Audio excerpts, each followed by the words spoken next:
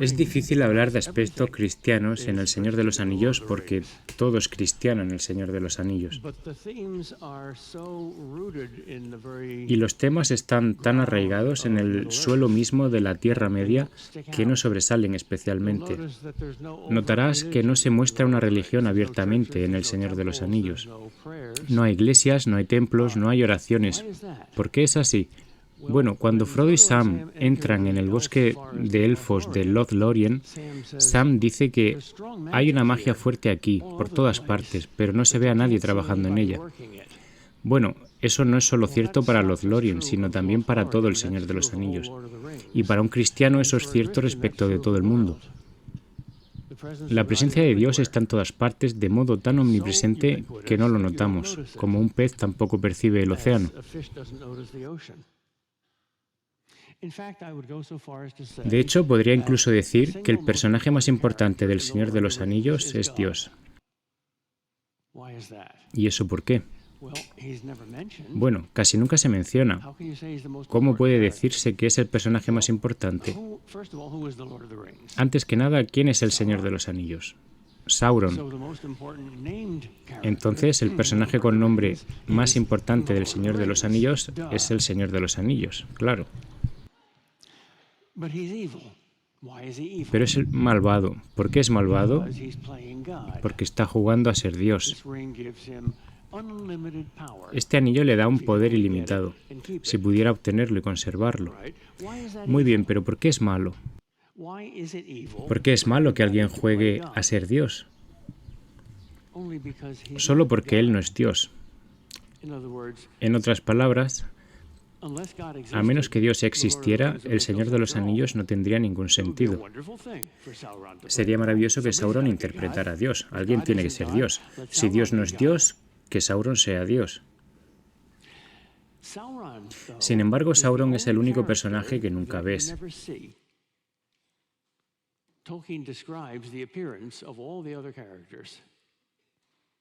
Tolkien describe la apariencia de todos los demás personajes y Sauron tiene una especie de forma humana.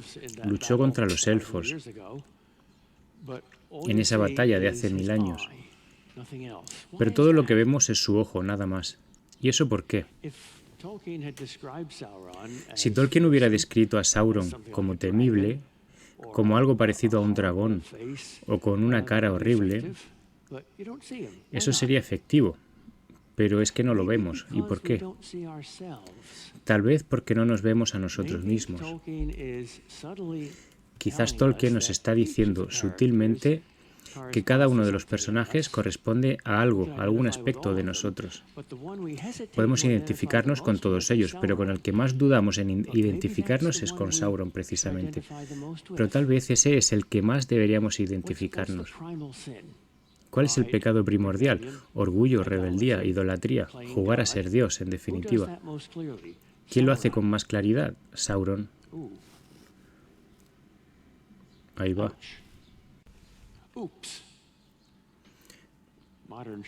Ups, que viene a ser el más breve acto de contrición moderno. Si Dios está en todas partes en El Señor de los Anillos, entonces un segundo tema tiene que ser la providencia divina. Dios tiene un plan para todo, y las cosas que aparentemente no tienen sentido nunca lo son. Pequeños detalles que parecen debidos al azar, como el olvido de Barliman Butterbur, al recordar que tiene esta carta de Gandalf. Todo ayuda, y las cosas malas se usan para bien. Por ejemplo, Frodo obtiene el anillo es malo, y el anillo es peligroso, y Frodo dice, ¿por qué yo? Como Job, ¿por qué me pusiste en este montón de estiércol? ¿Sabéis lo que es el estiércol? Es una buena palabra, está en la Biblia. ¿Por qué? Y Gandalf dice que tales preguntas no pueden responderse, pero asegúrese de que hay una razón. No sucede por casualidad, no hay posibilidad en El Señor de los Anillos. Tiene lugar en tiempos paganos, pero la categoría pagana que no está ahí es la casualidad. Cuando el cristianismo vino al mundo, agregó muchas categorías al pensamiento humano: un Dios creador personal, el bien y el mal absolutos, la encarnación, la Trinidad. Son muchas las categorías desconocidas para el pensamiento pagano, pero le restaba una: el azar. Todos los paganos pensaban que las cosas pasaban por azar. Los griegos pensaban que el destino, o moira, otra palabra por casualidad, gobernaba incluso a los dioses, pero no en el cristianismo. Nada sucede sin la voluntad de Dios, de alguna manera. Entonces, estas cosas malas, como el anillo que le llega a Frodo, Gandalf, que es una especie de profeta, el portavoz del propio Tolkien, le recuerda a Frodo: esto no sucede por casualidad. Bilbo obtuvo el anillo y tú lo heredaste de Bilbo, porque hay más de un poder en acción, dice Gandalf. Está el poder del propio anillo, que intenta volver a su amo. Y está el poder de Sauron, que está tratando de recuperar el anillo. Y está la voluntad de Gollum y la voluntad de Bilbo y la de Frodo. Pero hay otro poder en acción que no tiene nombre. Y por supuesto, ese es el poder divino. Es la magia anónima.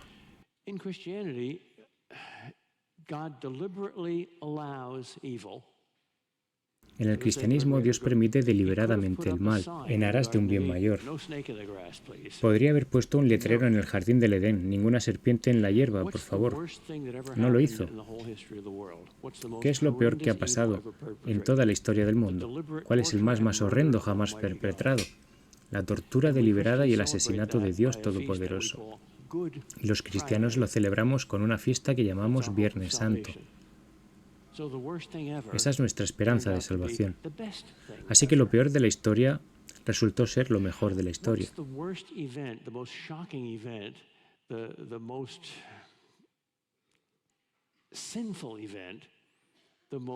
¿Cuál es el peor evento, el evento más impactante, el evento más pecaminoso, el fracaso más atroz? En toda la trama del Señor de los Anillos seguramente llega casi al final, cuando Frodo, el héroe, el único que tiene la suficiente integridad para no ser corrompido por el anillo, finalmente llega al crack del Doom. Y la primera vez que lees esto debes estar profundamente conmocionado. Las palabras de Frodo son: vine a hacer esto, pero no lo haré. Reclamo el anillo para mí.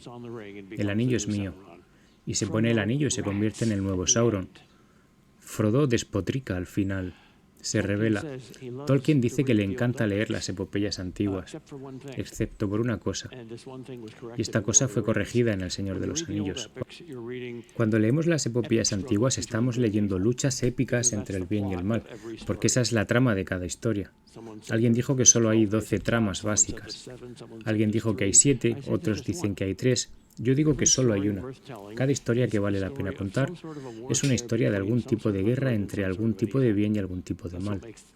Eso es lo que le hace la vida tan interesante, ¿verdad? Cuando leemos las epopeyas te identificas con los buenos, claro, con los héroes. Y los héroes ganan, el bien triunfa sobre el mal. Entonces, ¿cómo te sientes? Oh, qué buen chico soy. Me identifiqué con las personas adecuadas. Estoy bien. Te vuelves, la tentación de todos modos es volverte fariseo. Después de leer estas historias no querrás identificarte con los malvados. Tienes que identificarte con alguien y te identificas con los buenos. Pero los buenos siempre ganan. Así que siempre vas a ganar. Y te sientes halagado, estás orgulloso. Entonces Tolkien convirtió a Frodo en una rata al final, para que el verdadero héroe no sea Frodo, ni siquiera es Sam, que es aún más inocente que Frodo. Nadie puede vencer esa tentación. Entonces, ¿quién destruye realmente el anillo? ¿Gollum? Gollum está completamente corrompido. Casi no hay esperanza para él, ¿verdad? Entonces, ¿Gollum es el héroe? No, no he dicho eso. Dije que Gollum completa la tarea. Pero la estrategia de la tarea no la hace Gollum, ni Frodo, ni siquiera Gandalf. Es una estrategia de Dios. Él la elabora. El Dios detrás de esta magia invisible de la divina providencia es el verdadero héroe en El Señor de los Anillos. Pero es un Dios anónimo, es un Dios humilde.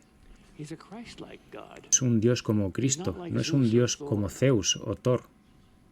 Hay tres figuras principales de Cristo en El Señor de los Anillos, que corresponden a los tres oficios divinamente instituidos en el Antiguo Testamento: profeta, sacerdote y rey. Gandalf, por supuesto, es el profeta, y Frodo es el sacerdote, y Aragorn es el rey. Es sorprendente la frecuencia de nuestras epopeyas, incluso nuestras epopeyas seculares tienen estas tres figuras en ellas. Piense en Star Trek. Aquí está James Kirk, que es el rey o capitán. Está el señor Spock, que es el profeta, el intelectual, el científico. Aquí está Bones McCoy, que une a la gente, es una especie de sacerdote. Pensemos en los hermanos Karamazov, probablemente la mejor novela de la historia. ¿Quiénes son? Bueno, está Iván, que es el filósofo, el intelectual, y luego está Dimitri, que es obstinado, es un gobernante natural.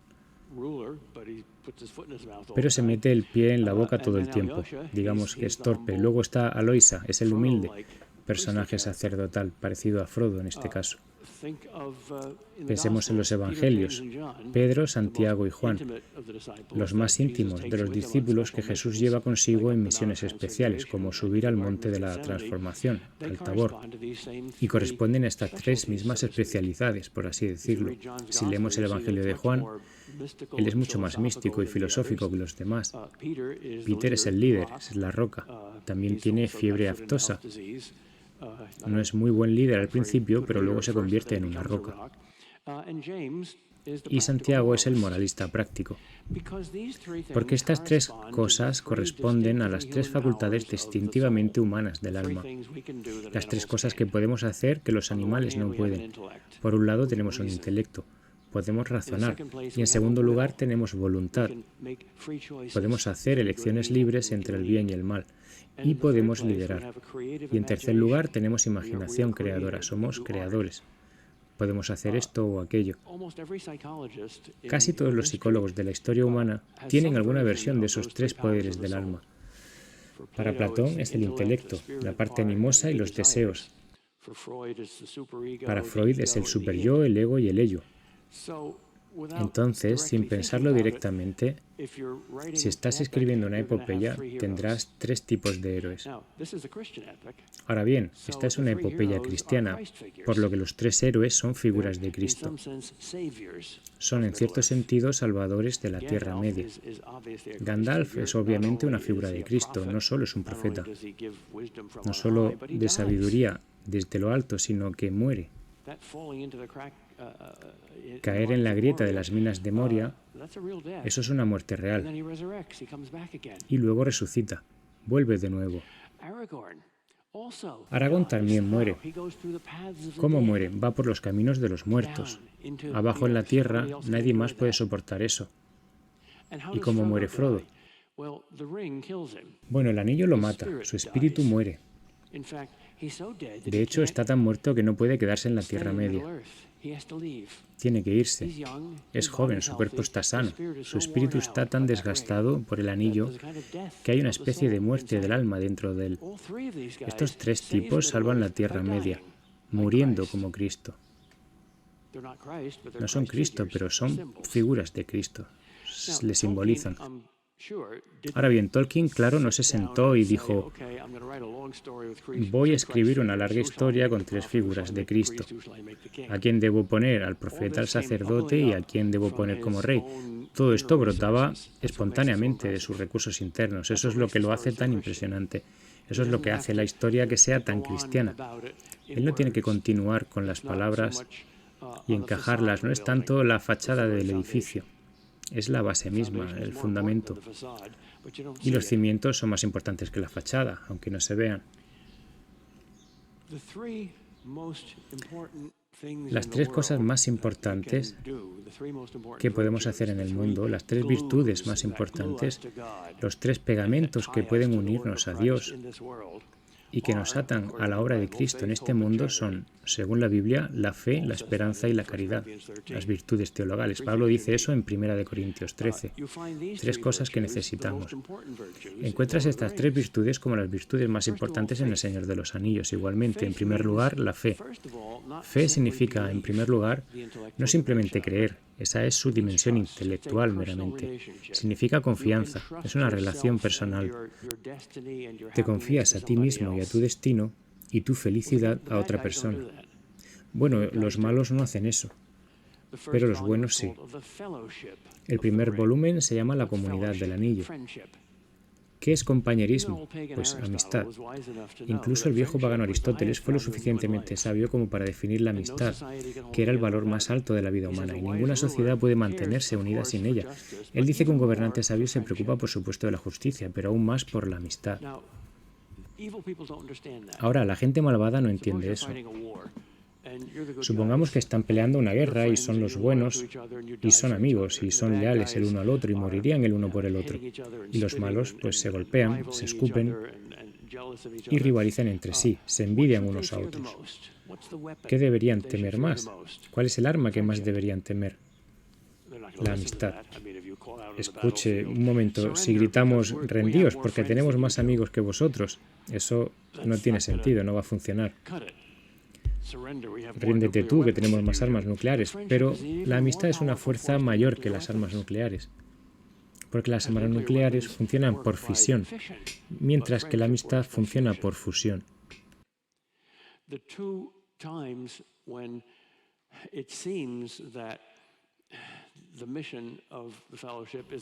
Los dos momentos en los que parece que la misión de la comunidad va a romper, va a deshacerse, los dos momentos aparentemente más desesperados, son los momentos en que la comunidad se rompe. En primer lugar, cuando Boromir, el noble guerrero, se vuelve un traidor y trata de sacarle el anillo a Frodo. Eso divide a la comunidad, eso casi los destruye. Y en segundo lugar, por supuesto, está Gollum, que alguna vez fue un hobbit y ahora es un ex-hobbit. Como alguien en el infierno, aunque todavía está vivo aquí en la tierra. El infierno no es para los seres humanos, es para los que una vez fueron seres humanos. Y este ahora es un ex ser humano, algo que ha perdido ese centro del yo, esa integridad humana. Bueno, Gollum los acompaña y necesitan que Gollum les muestre el camino, pero él es una amenaza constante. Y si no tuvieran a Gollum, podrían simplemente marchar hacia Mordor y no preocuparse por el robo del anillo. Así que él parece ser lo peor que está pasando. El traidor es la figura de Judas Iscariote. Y sin embargo, él es el que completa la tarea hasta el final. Pero si no está rodeado de compañerismo y amistad, su traición no tendría sentido. Así como la traición de Judas Iscariote tiene sentido solo dentro del contexto circundante de la comunidad apostólica, de la comunión apostólica. Así que la fe, la confianza personal, eso cuenta más que cualquier otra cosa. Cuando el Consejo de Elrond está tratando de averiguar quién emprenderá esta misión tan peligrosa, Gandalf propone llevarse a Merry y Pippin, dos hobbits aparentemente inútiles y problemáticos, que no son grandes guerreros siquiera, ni grandes intelectuales, ni nada. Y le dice a Elrond, el rey elfo de allí: creo que debemos confiar en el compañerismo y la amistad, más que en la sabiduría o en el poder. Bueno, pues eso es lo que Dios hizo en Cristo. Eso es lo que Cristo pidió. No pidió principalmente fuerza, poder, sabiduría y éxito. Pidió confianza. La segunda gran virtud, la esperanza, es una necesidad. La esperanza no es solo optimismo. Eso solo es un sentimiento, como si todo estuviera bien. La esperanza es fe dirigida al futuro. Si no tuvieran ninguna esperanza, no podrían continuar. Casi no tenían esperanza. Dicen que no tenían esperanza en algún momento. Dicen que es inútil, especialmente después de la muerte de Gandalf. Y sin embargo continúan, lo que significa que sí tenían esperanza. ¿Cuánta esperanza crees que tenían los apóstoles cuando vieron a Cristo crucificado? Casi ninguno, pero continuaron. La esperanza es muy diferente a la comodidad, el optimismo o que todo va a salir bien. La esperanza atraviesa la oscuridad, en la confianza de que de una u otra forma, sin que nadie lo pueda ver, emergemos desde el otro lado. Y eso es lo que motiva el compañerismo en El Señor de los Anillos. Es realmente una esperanza de salvación. Pero la virtud más importante del Señor de los Anillos es el amor. Y como la fe y la esperanza, el amor no es un sentimiento. Los estadounidenses modernos nos sentimos cariñosos, todo lo reducimos a un sentimiento, lo cual es ridículo, porque si el amor es un sentimiento, entonces Jesús hubiera sido muy mal psicólogo, diciéndonos que tuviéramos sentimientos dulces y compasivos. Te ordeno que tomes tu dedo y encuentres el botón en tu alma que gobierne los sentimientos y lo presiones. Ahora bien, ¿qué es el amor? El amor es una elección. Es una elección para dar el qué. A ti mismo. ¿Cómo puedes darte a ti mismo? ¿Cómo puedes entregarte? No sé, eso es muy misterioso y muy paradójico. Pero si doy, dice San Pablo, hasta mi cuerpo para ser sepultado, si doy mi cuerpo, si me dejo ser mártir y no he amado, eso no significaría nada. Los terroristas del 11S entregaron sus cuerpos, pero no había amor allí, no significaba nada. Entonces, ¿cómo se dan a sí mismos? Todos lo hacemos. Todos de alguna manera morimos. Como mueren a sí mismos y se entregan a algo que no comprenden del todo. Esta tarea les viene de Dios, por providencia divina, la tarea de luchar por el bien, contra el mal, la tarea de ser de alguna manera una figura de Cristo, la tarea que presupone la fe y la esperanza y que hace culminar todo en el amor. La fe es como las raíces de la planta y la esperanza es como el tallo que crece de la planta. Pero el fruto es el amor. Y funciona. No parece que tenga ninguna posibilidad de éxito, pero es lo único que el diablo no puede entender. Y por eso engañan a Sauron. Sauron no puede entender el amor. El mal no puede comprender el bien. La luz no puede entender la oscuridad. Ha venido la luz, se ha mostrado a las tinieblas y las tinieblas no la han comprendido, dice el Evangelio. Esa palabra en griego significa dos cosas: comprender, que es como comprender mentalmente, y conquistar, que es como comprender físicamente. Porque si no puedes entender a tu enemigo, no puedes conquistarlo. Si subestimas enormemente a tu enemigo, o si sobreestimas enormemente a tu enemigo, en cualquier tipo de guerra o deporte vas a perder. Bueno, estamos en guerra, la vida es una historia de guerra, es milicia. Tanto como una historia de amor también. Y nuestros enemigos, según la Biblia, son muy reales. Son principados y potestades angélicos. Nuestros enemigos son los espíritus malignos y sus propios espías en nuestras propias vidas y corazones, que son los pecados. Así que tenemos enemigos. Y si sobreestimamos enormemente a nuestros enemigos, como solía hacer mucha gente en el pasado, o si subestimamos enormemente a nuestros enemigos, como hace mucha gente hoy, a través de una especie de psicología popular, pues perderemos. Eso no significa que tengamos que tener una noción precisa de nuestro enemigo. En El Señor de los Anillos no la tienen.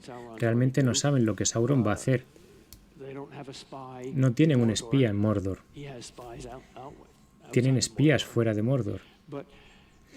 Pero no es el conocimiento o la sabiduría y no es el poder, sino es el amor lo que vence al final. ¿Cómo funciona eso? Es tan misterioso como el modo en que funciona el universo. Pero ese es el amor que mueve el universo, y Dante lo sabía. En su última frase de la Divina Comedia, cuando Dante tiene una visión desde el punto de vista de un Dios, de por qué todo es como es, incluido el cosmos, lo que escribe es: y vio el amor que mueve el sol y todas las estrellas. Bueno, el amor que mueve el universo y el amor que mueve la trama del Señor de los Anillos es el amor que es Dios.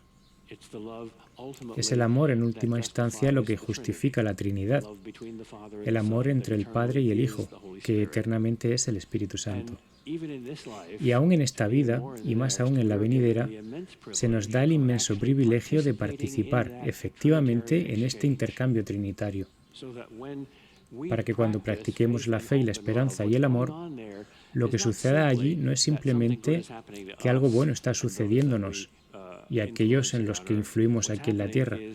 Lo que sucede es que estamos cantando el himno o bailando la danza que es el mismo Dios Todopoderoso. Es por eso que nunca podemos perder. Nuestra respuesta a eso tiene que ser simplemente asombro y gratitud. Y esa es la respuesta que obtenemos cuando lo leemos en El Señor de los Anillos. Entonces, por favor, leed el libro. Es excelente.